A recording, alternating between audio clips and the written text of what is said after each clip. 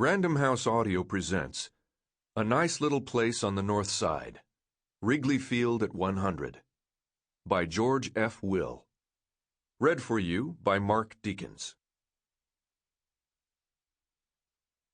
Architecture is inhabited sculpture. Konstantin Brancusi. On June 20th, 1941, the poet Robert Frost, then 67, recited for the first time in public his poem, The Lesson for Today. Its last line is perhaps his most famous. I would have written of me on my stone, I had a lover's quarrel with the world. Frost died in 1963, and this line is carved on the headstone of his grave in Bennington, Vermont. My lover's quarrel is less spacious than Frost's. Mine is with the Chicago National League Ball Club.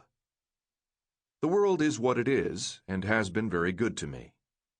The Cubs, however, are another matter.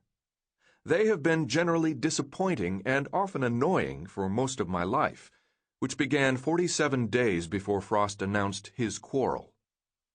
Why, then, have I, like many millions of similarly vexed and irritated fans, continued to love this team? There are, no doubt, many reasons. Or, because reason rarely regulates love, let us say there are many factors that explain the durability of my affection, and that of others, for the Cubs. Surely the most important ingredient in the chemistry of this peculiar loyalty is the place where the team has played its home games for a century. Wrigley Field really is a nice little place.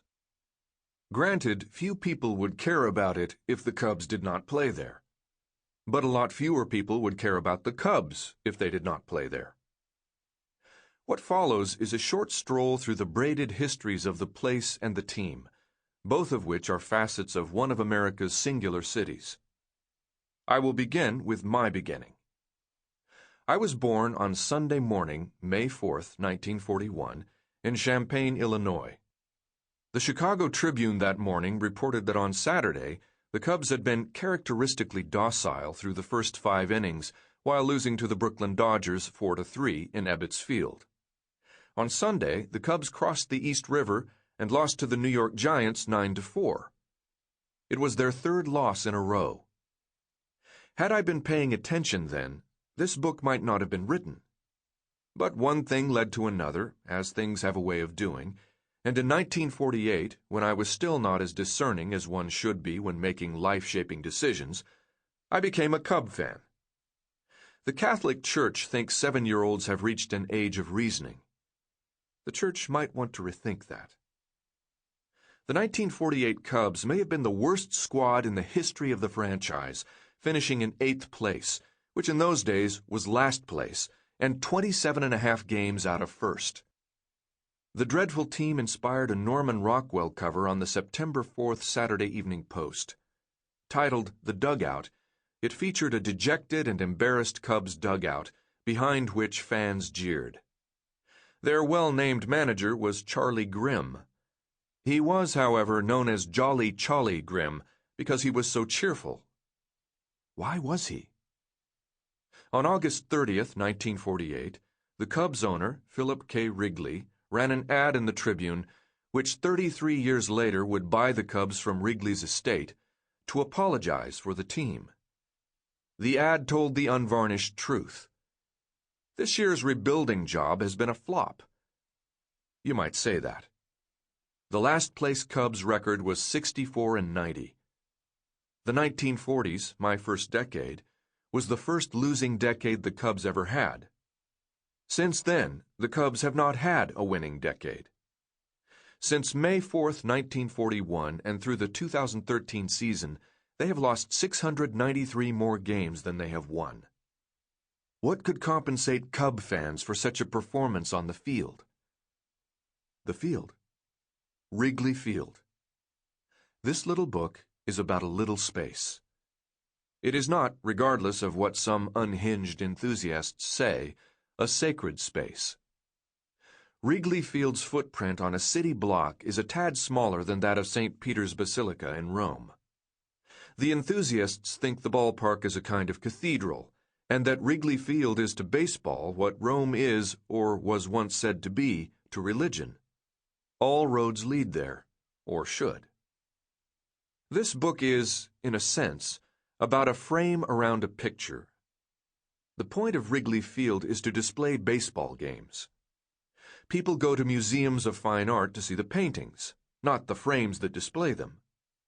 Few people admire the pedestal more than the statue. Many people do, however, decide to go to Chicago Cubs games because they are played within this lovely frame. And just as a frame can serve or be inappropriate for a particular painting, ballparks can display ball games well or poorly. It is frequently noted that Wrigley Field is lovelier than the baseball often played on the field.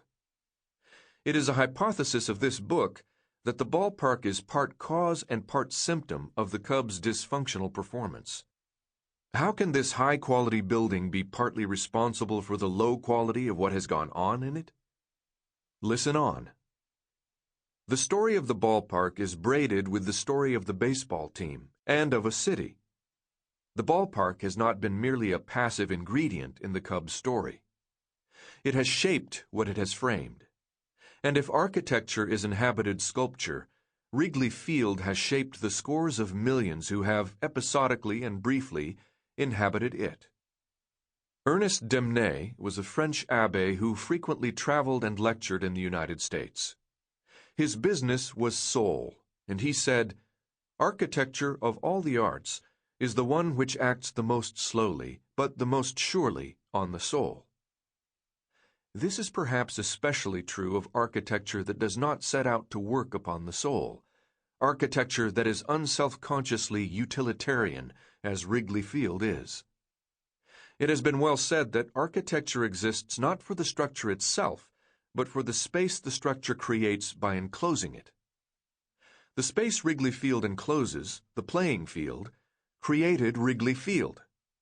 Because space dictated the configuration of the building, it can be said that baseball built it, which is why people care about the corner of Clark and Addison Streets. The home plate entrance to Wrigley is at that corner. Clark, along the third base side of the ballpark, is named for General George Rogers Clark, the son of Virginia landowners who at age 20 went west in search of land and adventure, finding much of both. He distinguished himself in the Revolutionary War by projecting the new nation's power into what became the Northwest Territory, including the state of Illinois. It is known that, but not why, Addison Street, along the first base side of Wrigley Field, is named for Dr. Thomas Addison of Guy's Hospital in London. He identified a form of anemia that now bears his name, Addisonian anemia. Please, let there be no tart remarks about the appropriateness, over the last half-century, of the Cubs being associated with the anemic. Additionally, Addison's anemia is not Addison's disease, which afflicted John F. Kennedy. Balls hit over the right field wall land on Sheffield Avenue, named for Joseph E. Sheffield, a go-getter who, like many who made the Northwest Territory prosper, came from New England, from Connecticut. In the 1830s, he started a farm and nursery and bought some of the land that became the Lincoln Park neighborhood on the north side, about halfway between what is now the Loop to the south and Wrigley Field to the north. But the basis of Sheffield's wealth was the business that made Chicago boom: railroads. Sheffield was a founder of the Chicago, Rock Island, and Pacific Railroad and a builder of the New Haven and Northampton Railroad back in Connecticut.